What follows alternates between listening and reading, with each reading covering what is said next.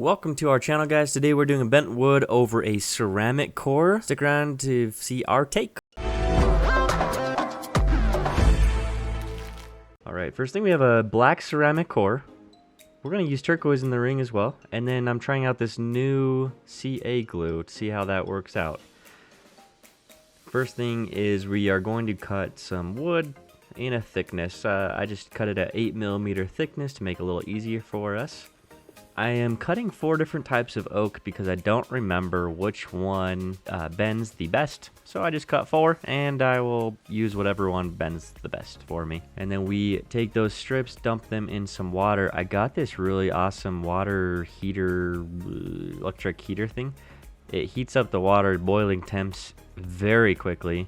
I would recommend it on Amazon. I'll post a link for it below. So next step, we're gonna figure out how the outside diameter of the ring and match it up with the our Bentwood Mandrel, which right now is I guess a size 8. We'll get a really good wrap on this, and per usual we're gonna get it as tight as possible and then take some masking tape and then just spin that off there. And then just same thing, because again, I don't know which wood it was easier, so we did both. We'll just spin those off and let those dry. Now, you do want to make sure those are dry 100%, and you're going to see why I was in a bit of a hurry. So you'll see what happens if you don't let this dry completely before applying glue. It's not fun. I would probably wait about a day, unless you're in a warm temp and you can make sure that it is 100% dry through all of it. I used a heat gun probably for 10 minutes, and that wasn't enough. So we made one side of the little bentwood flat so that it could go into our soft jaws that we designed, as well as they're on our website, so check them out if you want some soft jaws. We added some variable slots as well, and so we're just boring out this bent wood that we just did so that our metal barely fits into it.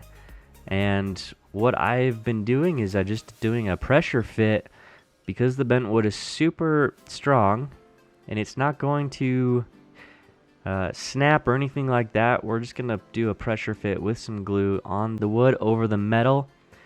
This has worked so far. I've not had any issues with this method. You can see that the wood is a little bit soft when I was pressing that. That's one thing that was problem with it not being dry.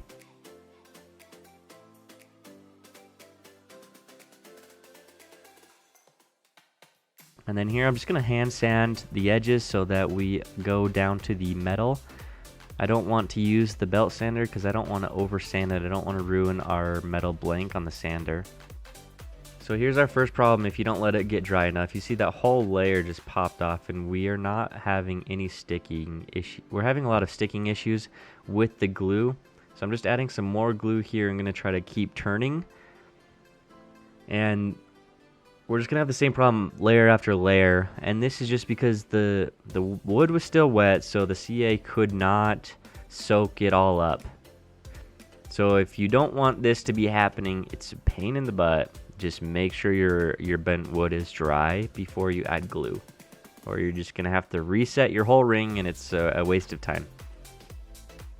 We did get this to work. It's just a pain.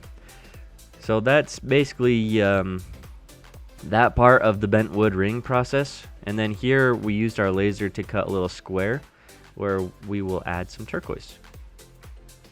I'm using thick glue just to get the turquoise to fit here, and then I'll use thin glue and just keep adding it in a little square over our mandrel holder so that we can save as much turquoise as possible.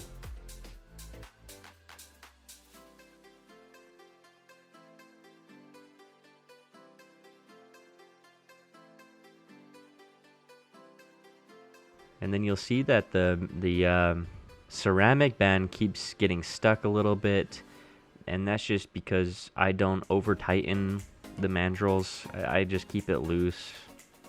I would hate to break it at this point, so.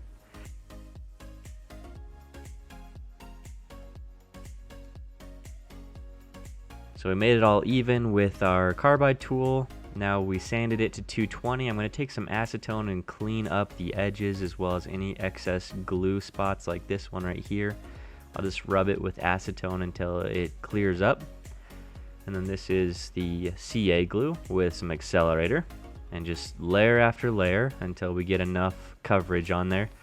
We'll also use a extra piece of wood to move that CA off to the edges as well to make sure we get complete coverage on all parts of the ring.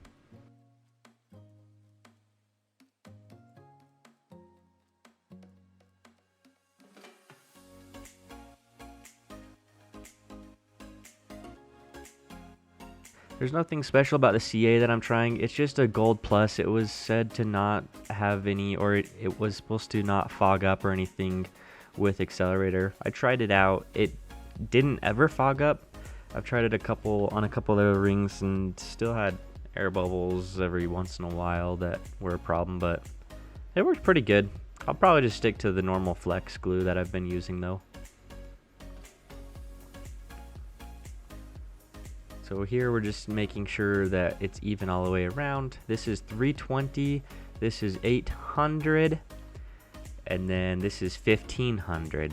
I don't use anything else besides this, and we don't need to go any higher with micro mash pads or anything like that. I've used them before. I think they are just kind of a waste of time. You don't need them unless you already have them. Great. We just go up to 1500 and then we use the ZAM to get the mirror-like finish. There's nothing wrong with it. In my opinion, it's just a lot quicker than sanding through 20 different grits. I guess it's 12. It's just a lot quicker with ZAM, and we still get a really great look. So here's the finished product, and for that square, I guess you could always file it down just as easily. And it's not a perfect ring, but appreciate you guys watching, and we will see you all next time.